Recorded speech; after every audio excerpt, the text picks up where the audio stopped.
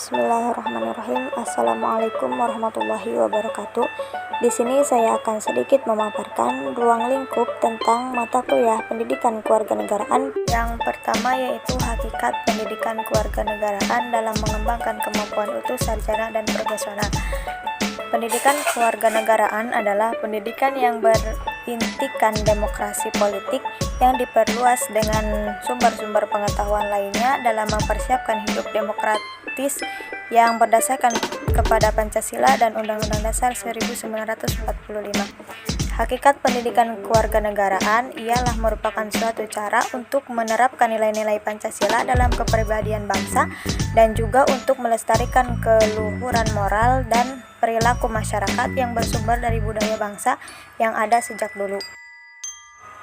Selanjutnya yaitu esensi dan urgensi identitas nasional sebagai salah satu determinan pembangunan bangsa. Dilansir dari buku Pendidikan Kewarganegaraan tahun 2020 karya Damri dan Pau J. Eka Putra, identitas nasional merupakan suatu ciri yang dimiliki oleh suatu bangsa yang secara filosofis membedakan bangsa tersebut dengan bangsa lain. Identitas nasional adalah suatu hal yang penting bagi kewibawaan negara dan bangsa Indonesia. Dengan saling mengenal identitas, maka akan tumbuh rasa saling hormat dan saling pengertian. Esensi, urgensi, konstitusi, dan sumber histori, sosiologis, politik konstitusi dalam kehidupan berbangsa dan bernegara. Konstitusi, menurut Lord James Bridge, adalah suatu kerangka negara yang diorganisasikan melalui hukum dan dengan hukum, yang menetapkan lembaga-lembaga yang tetap dengan mengakui fungsi dan hak-haknya. Pentingnya suatu konstitusi sebagai pemberi pegangan dan pemberi batas. J.G. Steinbeck mengemukakan bahwa sebuah konstitusi sekurang-kurangnya bermuatan hal-hal yaitu adanya jaminan terhadap HAM dan warga negara, ditetapkannya susunan ketatanegaraan yang bersifat fundamental dan adanya pembagian dan pembatasan tugas kenegaraan yang juga bersifat fundamental. Selanjutnya yaitu harmoni kewajiban dan hak negara dan warga negara. Hak merupakan sesuatu yang dimiliki oleh manusia sejak lahir. Kewajiban merupakan sesuatu yang harus kita kerjakan. Kewajiban juga bisa berasal dari hak yang kita peroleh. Setiap hak pasti diikuti dengan kewajiban. Begitupun sebaliknya, konsep dasar dari negara dan warga negara saling berhubungan erat, sebab memerlukan adanya proses timbal balik untuk mempertahankan eksistensi keduanya. Demokrasi Pancasila. Demokrasi adalah bentuk pemerintahan di mana semua warga negaranya memiliki hak setara dalam pengambilan keputusan yang dapat mengubah hidup mereka.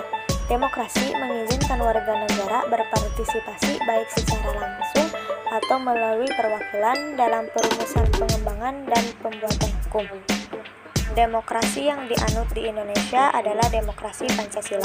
Dalam demokrasi Pancasila, sistem perorganisasian negara dilakukan oleh rakyat sendiri atau dengan persetujuan rakyat. Kebebasan individu tidak bersifat mutlak, tetapi harus diselaraskan dengan tanggung jawab sosial. Implementasi demokrasi dari berbagai negara di dunia. Jerman menjalankan demokrasi parlementer baik di tingkat federal maupun di negara-negara bagian. Artinya kekuasaan pemerintahan berlandaskan atas dan bergantung dari kepercayaan parlemen.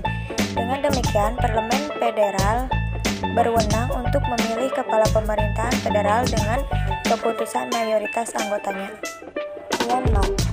Myanmar adalah sebuah negara yang saat ini masih dikuasai oleh rezim militer yang otoriter. Amerika Serikat.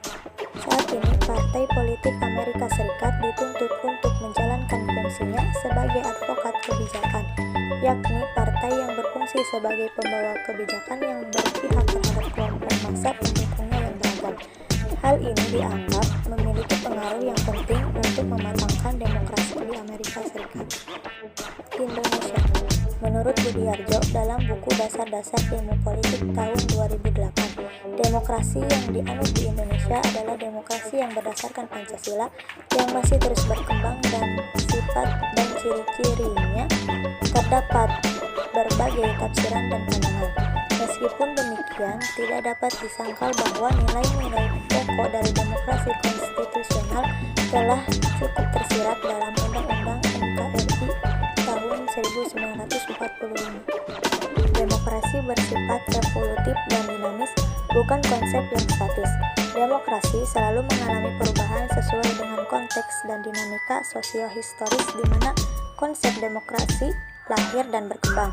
Demokrasi juga berkembang secara evolutif secara perlahan tapi pasti.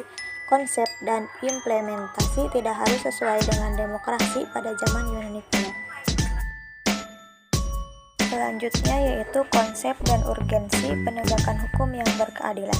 Penegakan hukum adalah sistem yang di dalamnya terdapat anggota pemerintahan yang bertindak secara terorganisir untuk menegakkan hukum dengan cara menemukan, menghalangi, memulihkan, dan menghukum orang-orang yang melanggar undang-undang dan norma hukum. Dalam rangka menegakkan hukum, aparatur penegak hukum harus menunaikan tugasnya sesuai dengan tuntutan yang ada dalam hukum. Negara Indonesia telah memiliki lembaga peradilan yang diatur dalam Undang-Undang Negara Republik Indonesia tahun 1945, ialah Mahkamah Agung, Komisi Yudisial, dan Mahkamah Konstitusi. Konsep dan urgensi wawasan Nusantara. Wawasan Nusantara adalah cara pandang bangsa Indonesia tentang diri dan lingkungannya berdasarkan Pancasila dan Undang-Undang 1945 serta sesuai dengan geografis wilayah Nusantara. Wawasan Nusantara sangat penting agar kesatuan Republik Indonesia terpelihara. Hakikat wawasan Nusantara adalah keutuhan Nusantara. Konsep dan urgensi ketahanan nasional dan bela negara. Ketahanan nasional merupakan kondisi di mana suatu bangsa berisi keuletan dan ketangguhan yang mengandung kemampuan untuk mengembangkan kekuatan nasional dalam menghadapi segala tantangan, ancaman, hambatan, serta gagasan baik yang datang dari luar. Lembaga Ketahanan Nasional dalam kajiannya menemukan fakta bahwa ketahanan nasional Indonesia tidak tangguh alias rapuh. Kesimpulan itu diambil berdasarkan pengukuran ketahanan nasional dari 33 provinsi yang ada di Indonesia dengan 847 indikator. Selanjutnya yaitu kelebihan bangsa Indonesia yang sesuai dengan wawasan Nusantara untuk mewujudkan ketahanan nasional. Wawasan Nusantara sebagai konsep ketahanan nasional yaitu wawasan Nusantara yang dijadikan konsep dalam pembangunan nasional, kewilayahan, juga mencakup kesatuan politik, kesatuan ekonomi, kesatuan sosial dan ekonomi, kesatuan sosial dan politik, dan juga kesatuan pertahanan dan keamanan. Yang terakhir yaitu anti korupsi. Menurut Robert Kaligard, korupsi adalah suatu perilaku yang menyimpang dari tugas resminya dalam negara, di mana untuk memperoleh keuntungan, status, atau uang yang menyangkut diri atau pribadi. Korupsi mengakibatkan melambatnya pertumbuhan ekonomi suatu negara, menurunnya investasi, dan yang lainnya. Hal yang dapat mencegah korupsi adalah ada pada kesadaran diri sendiri untuk selalu bersikap jujur dalam segala hal. Mungkin itu saja pemaparan yang bisa saya sampaikan. Kurang dan lebihnya mohon maaf. Wassalamualaikum warahmatullahi wabarakatuh.